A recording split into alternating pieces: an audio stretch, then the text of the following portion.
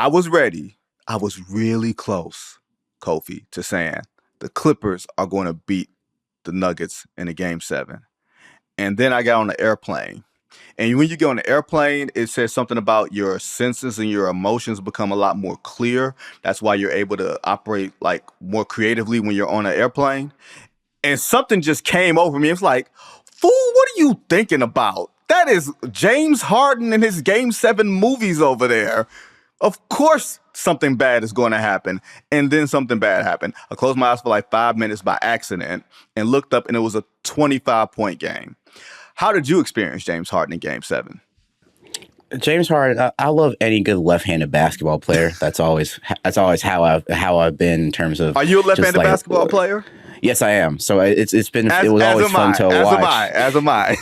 I always gotta support good left-handed basketball player. But for me, watching James Harden and just seeing, because it's always the thing where it's like the outside, and I feel like this also rolls in with the believing in the Clippers thing every year, where it's like, hey, we know like the ending of the story, but the plot's really good.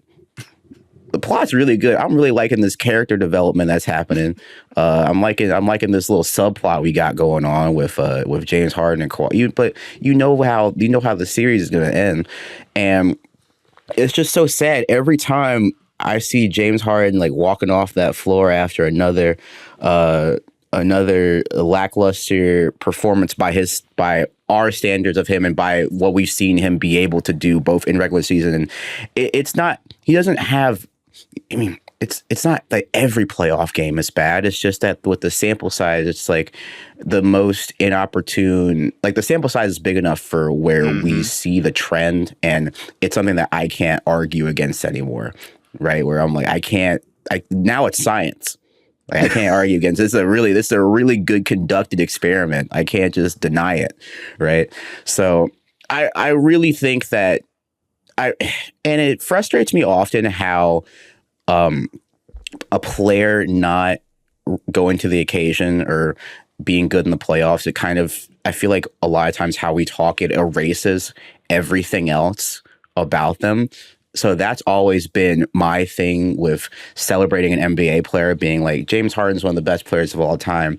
And then and people like immediately counter with that. And I'm like, I still like him. All right. I'm still, but James Harden has also never played for my basketball team. So that's probably where that frustration probably lies, whether you were a Philly fan, whether you were a Rockets fan, whether you were there's another team in between that, the Nets fan. I feel like that probably makes it sting a little bit more in terms of like, hey, we watched all of this all year. We watched the great of him, but it feels like it's a seasonal in terms of, hey, we know what the end result is, and we've seen enough of what's happened in previous playoff series. And there's so many examples that you could name. Yes. So it kind of really hurts. It really hurts for me to see as someone that like, that's one of my favorite players to watch, but it's getting harder. I'm like, I can't argue against that. I can't argue against your frustrations and what you have to say in terms of the fact where it's like, oh yeah, when the team needs him the most, you don't. It feels just so unlucky sometimes and unfortunate. But I think he only took 8 shots and stuff like that. But yep. I think it's one of those things where we also got to credit like James. I think James Harden is like not the player where if the shot's not like he can still impact the game in other ways, and I know that he knows that. he knows like he had 15 assists. He knows that if something's not working, and I feel like sometimes we confuse that with maybe him not trying to force the issue a lot. But sometimes players are like, hey, it's game 6 and you should maybe force the issue a little bit. But again, that's like not for me to decide. Right. So it's always been like for me just watching James being like, he's sometimes with James, he's the best. Like sometimes he's the best scorer and best passer on his team. This is not the case now with a healthy Kawhi, but it's like one of those things where over the years I feel like sometimes James feels like he can be the best scorer on the team, but sometimes he might feel like if I'm not getting my teammates involved, then so I feel like that's a tough. I feel like that's a tough line to always figure out game in and game out. So I really. Again, I'm a James Harden defender. What can I say? So, yeah, you're Johnny Cochran right now. No, I get it. You are Johnny Cochran, and you are like, if the glove don't fit, you must have quit. I get it. I think for one, a few things come up, and I think you're right about James being the best scorer and best passer, because Game 6 he was magnificent, right? And that becomes lost in the conversation because of what happens in Game 7s. In Philly, he had 2 40-point games against the Boston Celtics in that series where Joel Embiid was hurt and hurting in and out. And then we forget, or we only remember, the Game 7 where Jason Tatum scores 50 and Harden gave you a nothing burger, essentially. We remember the meltdowns. We remember the mistakes. The mistakes are very loud. Or the things that he doesn't do well are very loud. I think, unfortunately, what's that? Go ahead. I remember when he played 53 minutes on like a hamstring injury in Brooklyn. Like in Brooklyn.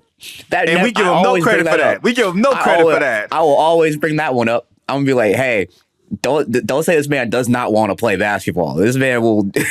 I'm like, it's one of those things where I'm like, hey, it's not like, I mean, bad games happen.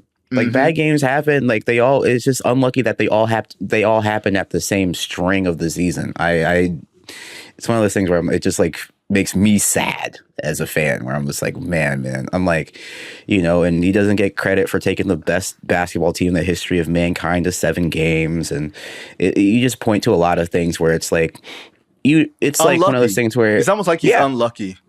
It's like you're in a museum and you like, I feel like in a decade or two, there'll be a basketball museum and you'll see James Harden up there, and like the tour guide will be talking about James Harden and there'll be the bullet points, and then I'll be in the background and be like, y'all don't even know what you're we missing saw, it. man. You're missing it. You're missing big things. Like, I mean, think about it here. If Kyrie Irving doesn't sprain his ankle, or Harden doesn't tweak his hamstring, the Brooklyn Nets win the championship in 21. And we have a completely different view of James Harden, of Kevin Durant, of Kyrie Irving, of Steve Nash, of that whole Brooklyn experience. All one of them had to do was to stay awake and give Kevin Durant some help. Like, that changes everything we think about them. Like, it's one of those things, like I had a partner, Kofie, and I think I might have told this story on the podcast before, but I was in college. He was in college.